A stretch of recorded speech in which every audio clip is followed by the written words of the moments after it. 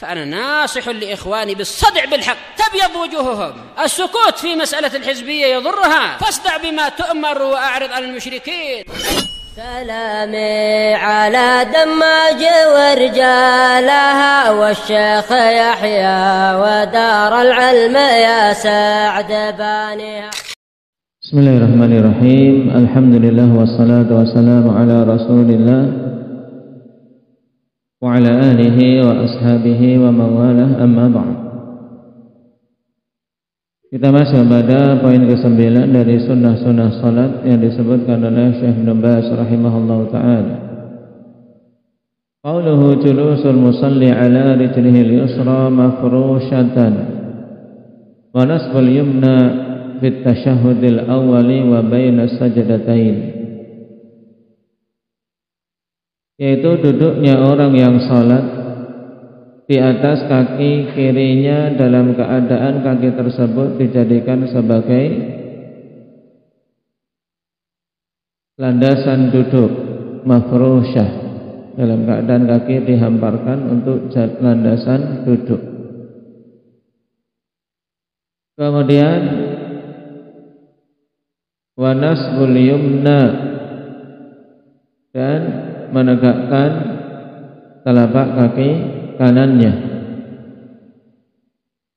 Dan ini disunahkan untuk dilakukan fit tasyahhudil awal, pada tasyahud awal, wa baina sajdatain, dan duduk di antara dua sujud. Qala wa tusamma jilsatal iftirash, dan duduk yang seperti ini dinamakan dengan duduk iftirash dikarenakan kaki kirinya sebagai apa?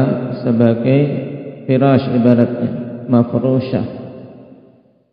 Nah, kaki kirinya dihamparkan kemudian diduduki.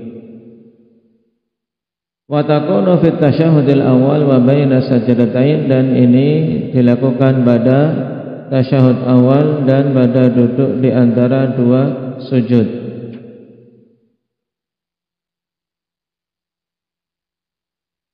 Dan sifat iftirash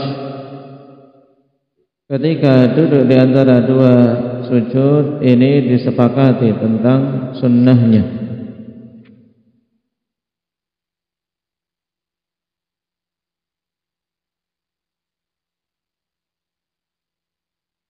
Adapun untuk tasyahud awal,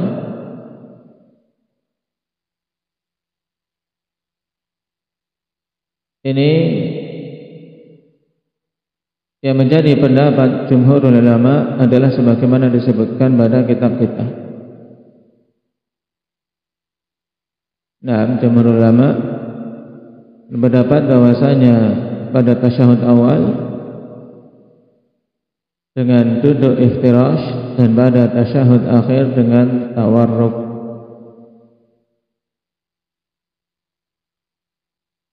Dan khilaf lebih kuat pada salat-salat yang hanya ada satu tasyahud saja, apakah dengan tawarruk atau iftirash. Dan yang rajih dalam masalah ini yang dipilih oleh Imam Ahmad rahimahullahu ta'ala, yaitu duduk iftirash juga pada semua salat yang tasyahudnya cuma satu, berdasarkan keumuman hadis Abdullah bin Umar dan hadis Ibnu Zubair, bahwasanya sunnah duduk di dalam salat itu keseluruhannya pada asalnya adalah iftirash.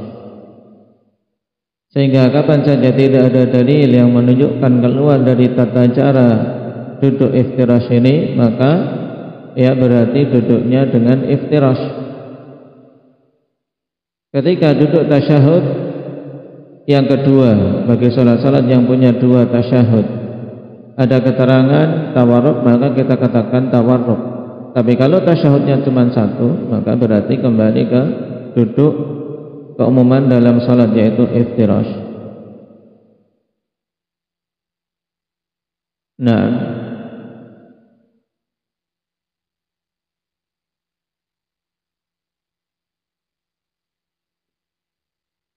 Wa dzalika li hadits Aisyah radhiyallahu anha qalat wa kana yafrushu rijlahu al-yusra wa yansibu rijlahu al-yumna. Adalah dulu Rasul sallallahu alaihi wasallam ketika duduk di dalam salat, beliau menghamparkan kaki kirinya untuk diduduki dan menegakkan telapak kaki kanannya. Hadis dalam Sahih Muslim. Wa li hadits Ibnu Umar radhiyallahu anhuma qala min sunnatis salah an tansiba rijlakal yumna wa tathniya al-yusra. Ini dalam riwayat Bukhari. Dan termasuk dari sunnah salat yaitu engkau menegakkan kaki kananmu dan melipat kaki kirimu. Nah, ini jelas bahwasanya asal sunnah duduk di dalam salat adalah dengan tata cara seperti itu. Kaki kiri dilipat, diduduki, kemudian telapak kakinya dijadikan sebagai landasan duduk dan telapak kaki kanan ditegakkan.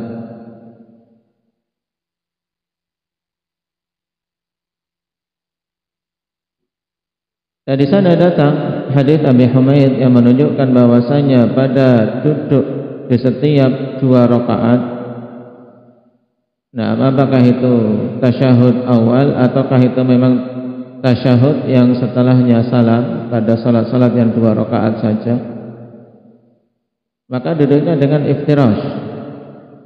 Sebagaimana hadits Abi Humaid, beliau mengatakan anna Nabiy sallallahu alaihi wasallam kana idza jalasa fi rak'atain jalasa ala rijlihi al-yusra wa nasaba al-yumna. Nabi sallallahu alaihi wasallam dulu apabila duduk pada 2 rakaat, fi rak'atain menunjukkan ini pokoknya kalau duduk pada 2 rakaat, nah maka beliau duduk di atas kaki kirinya dan menegakkan kaki kanannya. Nah, menunjukkan caranya iftirash. Baik.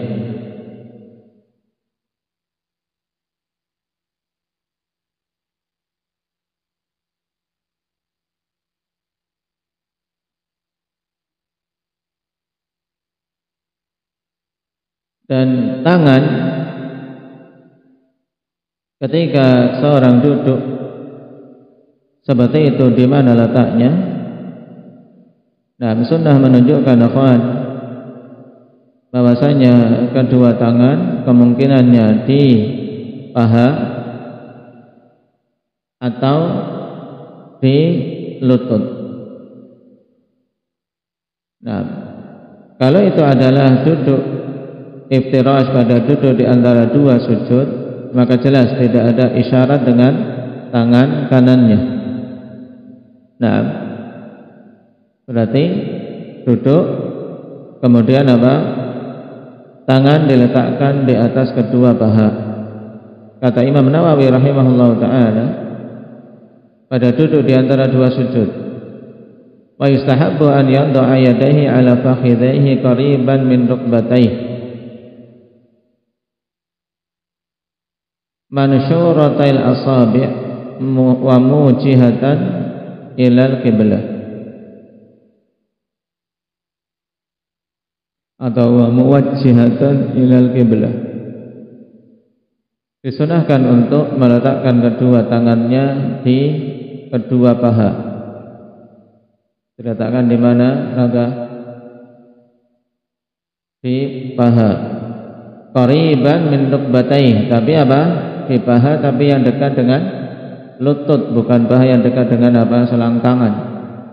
Tayyib, jadi tidak terlalu naik. Tapi paha, bagian paha yang dekat dengan lutut. Dalam keadaan mansyuratil asabi', jari jemarinya direnggangkan dan diarahkan ke kiblat, tidak menggenggam, maksudnya jari jemarinya dibuka, tidak menggenggam. Tayyib.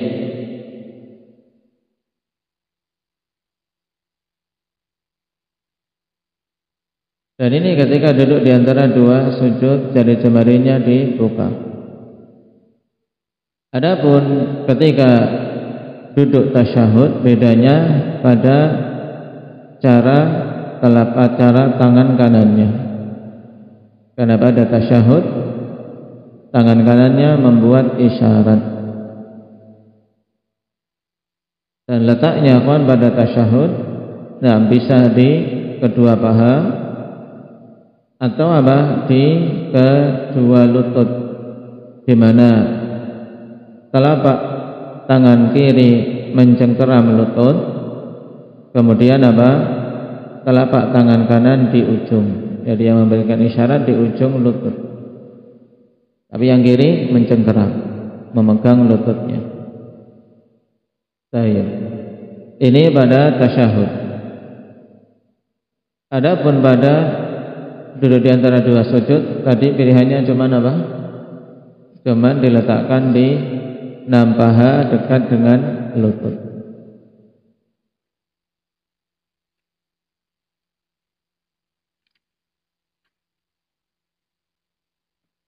Yang ke-10, qauluhu wa minha at-tawarruqu fi at-tasyahhudil akhir fi ar-ruba'iyyati wa thulathiyah wa huwa al-julusu ala maq'adatihi wa ja'ala rijlahu al-yusra tahta al-yumna wa nasaba al-yumna.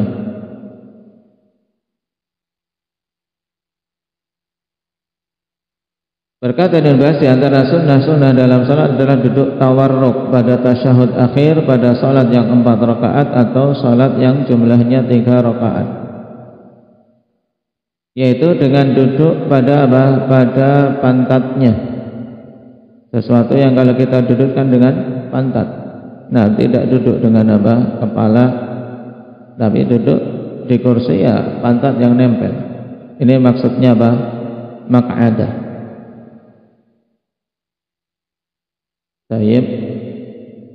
Nah, jurus duduk pada pantatnya, pantat nempel di lantai. Ini ketika tawarruk. Kemudian dia menjadikan kaki kirinya di bawah kaki kanan, diselipkan berarti. Kaki kiri di bawah kaki kanan, dan kaki kanan telapaknya ditegakkan. Ini duduk tawarruk. Dalilnya li hadits Abi Humaid fi sifati salatin Nabi sallallahu alaihi wasallam fihi wa idza jalasa fi raq'atil akhirah qaddama rijlahu al-yusra wa nasaba al-ukhra wa qa'ada ala maq'adatihi. Hadits Abi Humaid radhiyallahu anhu,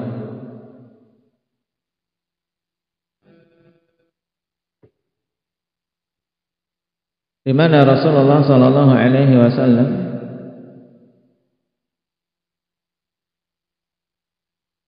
di situ kalau sudah duduk di rakaat yang terakhir pada salat-salat rubaiyah atau thulathiyah, nah, maka beliau qaddama rijlahul yusra, beliau mengedepankan kaki kirinya. Yang kalau iftirash itu diduduki, sekarang kedepankan, kemudian duduk di atas pantatnya, duduk dengan pantatnya dan kaki kiri di bawah kaki kanan.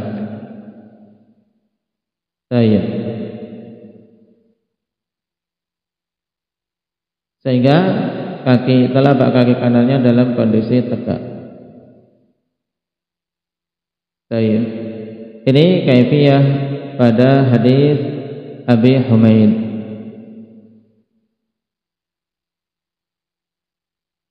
Wa hadhihi al-jilsah la takunu ila fi at-tasyahhud al-akhir min as-salati ar-rubaiyah wa thulathiyah.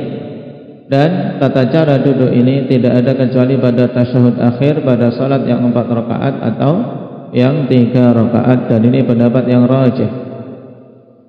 Nah,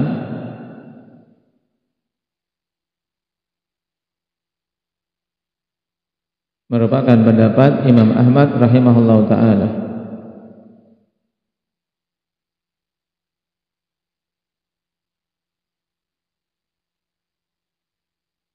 Dan untuk yang lainnya seperti Imam Syafi'i, Imam Ibnu Hazm, pokoknya kalau tasyahud yang setelahnya salam itu semuanya tawarruk. Jadi pada salat-salat 2 rakaat juga tawarruk. Dan ini pendapat dibandingkan pendapat pertama tadi, lebih kuat pendapat pertama yang mengatakan tawarruk hanya pada tasyahud akhir untuk salat yang 3 rakaat atau 4 rakaat. Sedangkan yang lainnya semuanya kembali kepada keumuman cara duduk iftirash. Dan cara tawarruk, kalau kita perhatikan ada 2 cara. Yang pertama tadi yang disebutkan pada hadis Abi Humaid yang masyhur dan maklum kita lakukan. Kemudian cara kedua yang ditunjukkan oleh hadis Abdullah bin Zubair dalam Sahih Muslim. Abdullah bin Zubair mengatakan, "Kana Rasulullah sallallahu alaihi wasallam idza qa'ada fi shalah ja'ala qadamahu al-yusra baina fakhidhihi wa saqihi wa farasha qadamahu al-yumna." Baik. Jadi ada 2 sisi perbedaan yang sangat jelas dengan hadis Abi Humaid. Yang pertama, letak kaki kiri. Tapi sama-sama pantatnya nempel di lantai. Kaki kirinya diletakkan baina fakhidhihi wa saqih, diletakkan di antara paha dan betis. Kaki kiri diselipkan antara paha dan betis. Tentunya paha dan betis kaki mana? Kaki kanan, ya kan? Kemudian telapak kaki kanannya dihamparkan, tidak tegak. Baik. Coba bagaimana? Arif. Ada ke sana aja. Ada ke utara.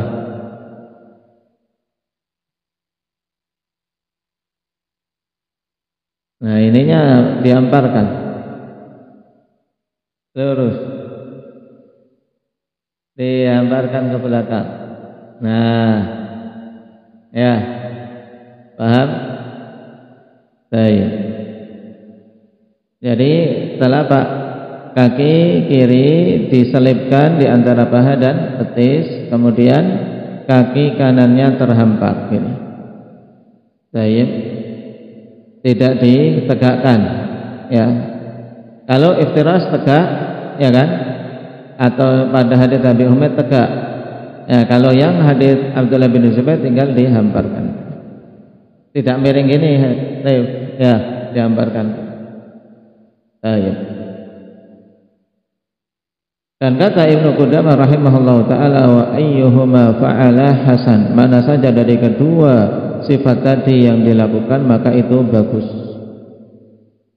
Dan kata Ibnu Qayyim, wa la'allahu yaf'alu hadza taratan wa hadza taratan wa hadza adhar. Dan kemungkinannya Nabi sallallahu alaihi wasallam melakukan yang ini kadang-kadang dan yang itu kadang-kadang. Jadi yang sangat jarang dilakukan yaitu sunnah pada tata cara tawarruk yang ditunjukkan oleh hadis Abdullah bin Zubair. Sebagian akhwan cuman menyelipkan saja tapi kaki kanannya tetap tegak. Ini keliru. Maka ketika ingin mengamalkan hadis Abdullah bin Zubair, 2 yang harus diperhatikan. Kaki kirinya diselipkan antara paha dan betis kaki kanan, kemudian kaki kanannya terhampar, tidak tegak. Baik, dihamparkan.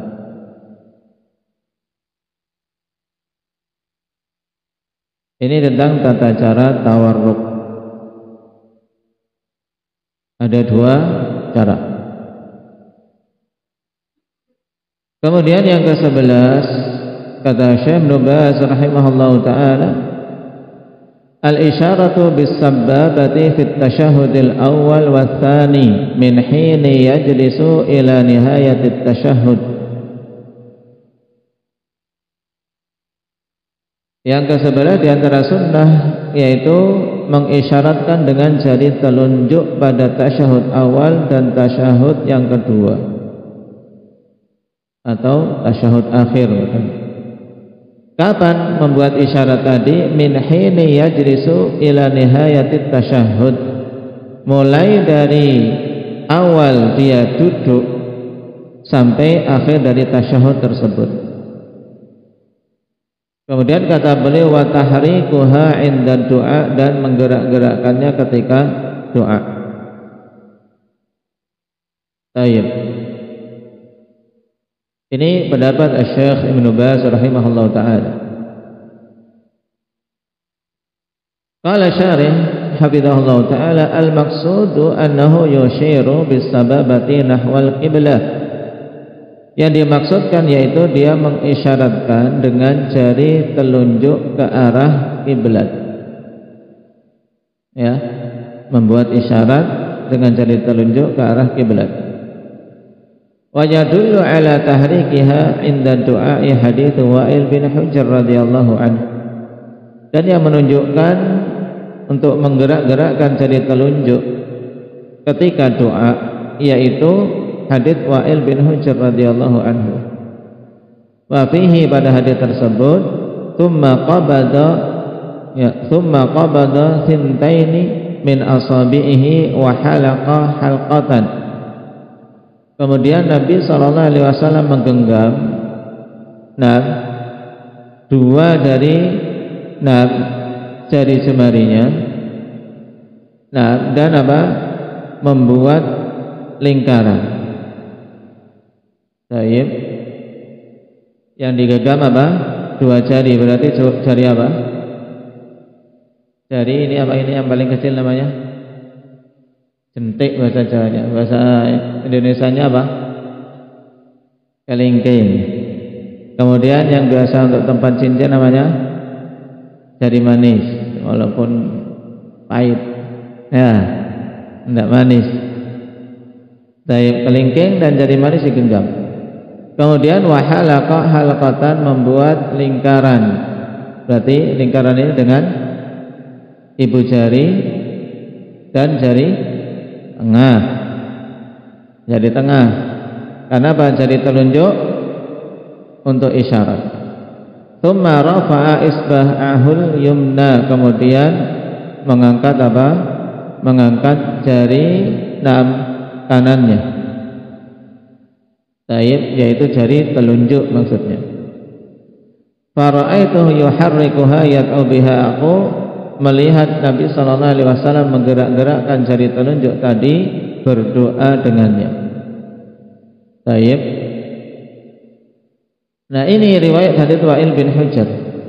Berarti menggerak-gerakkan jari pada hadits ini ya ketika yad'u biha, ketika berdoa.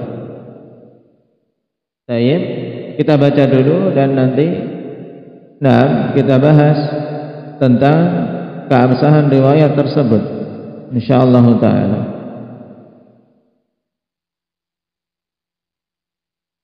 Wal hikmatu fil isyarati bis sababati ila anna al ma'buda subhanahu wa ta'ala wahid. Dan hikmah dari membuat isyarat menggunakan jari telunjuk ini yaitu bahwasanya yang diibadahi itu adalah Allah Subhanahu wa taala, zat yang maha tunggal.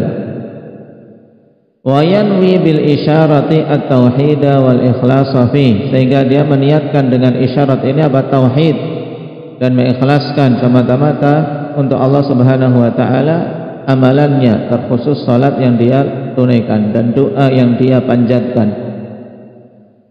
Fayakunu jami'an litauhidil qawli wal amali wal i'tiqadi, sehingga ketika posisi itu dia membuat isyarat, dia telah mengumpulkan untuk tauhid baik secara perkataannya, pengamalan dia dan keyakinannya.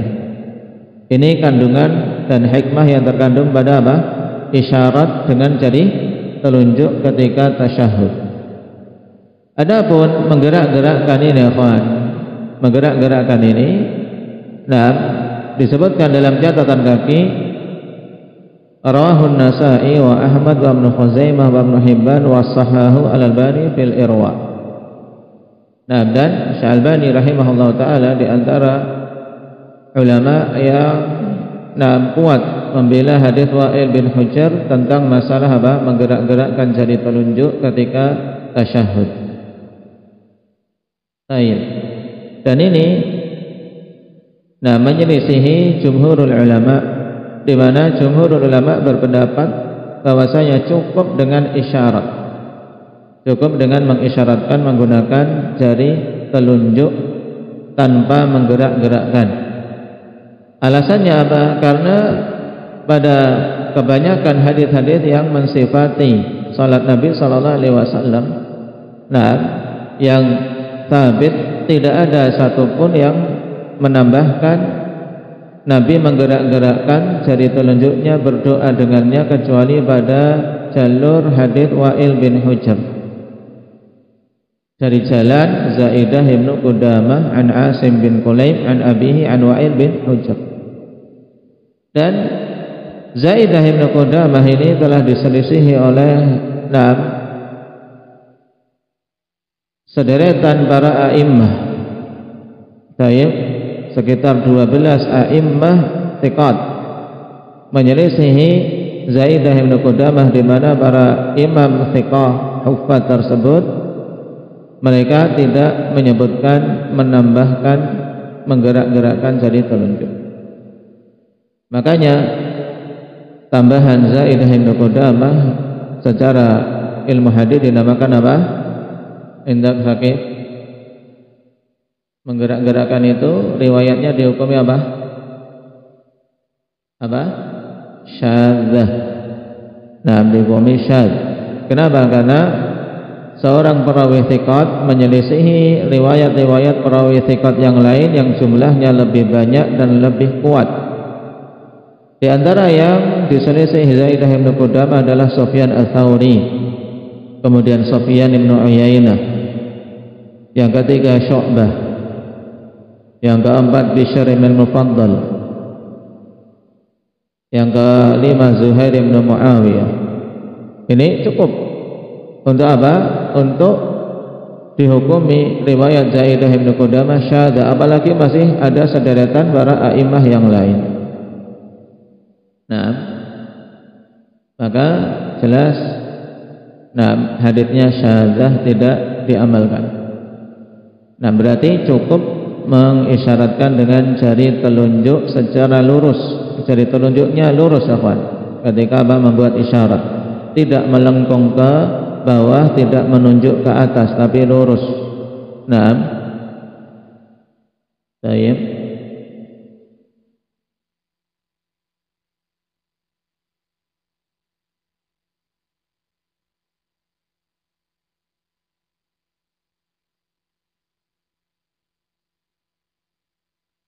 Ini tentang kondisi jari ketika membuat isyarat.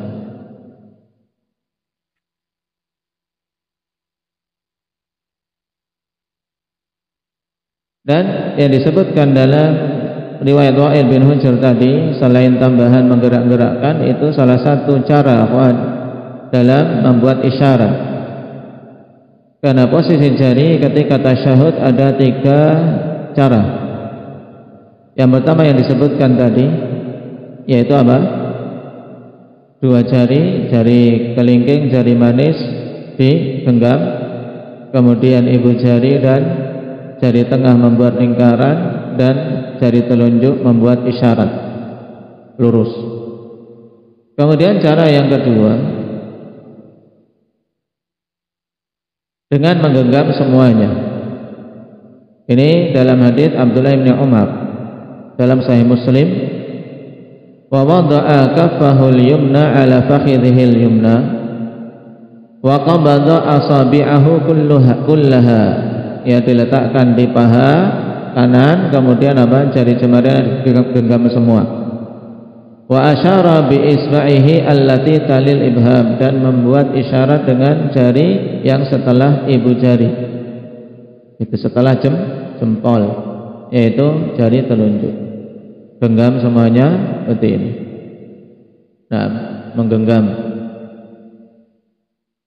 Kemudian cara yang ketiga,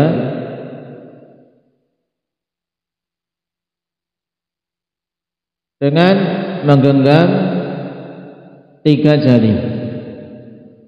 Nah, jari kelingking, jari manis, jari tengah digenggam, ya kan?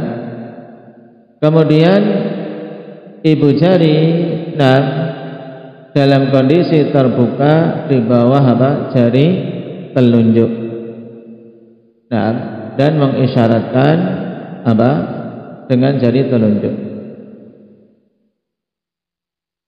Baik. Ini berdasarkan hadis Abdullah bin Umar. Anna Nabiy sallallahu alaihi wasallam kana idza qa'ada fit tashahhudi wada'a yadahu al-yusra 'ala rukbatihi al-yusra wa wada'a yadahu al-yumna 'ala rukbatihi al-yumna wa aqada 53 wa asyara bis-sabbabah. Nah, beliau ketika tasyahud meletakkan tangan kiri di atas lutut kiri dan tangan kanan di atas lutut kanan. Ini menunjukkan boleh memilih di atas lutut atau di atas paha. Kemudian membuat hitungan 53. Dan ini cara menghitung orang Arab, bentuknya tadi Nah, 3 jari ini digenggam, kemudian jari telunjuk membuat isyarat, ibu jari dalam kondisi terbuka, tidak digenggamkan, tidak menggenggam seperti yang kaifiyah kedua. Kalau kaifiyah kedua menggenggam semua, nah, menggenggam, menutup. Tapi kalau yang cara ketiga terbuka, ibu jarinya terbuka seperti ini. Tayyib, wallahu ta'ala alam. Ini 3 kaifiyah ketika mengisyaratkan dengan jari kanan di saat tasyahud. Wallahu ta'ala alam. Walhamdulillahirabbil alamin.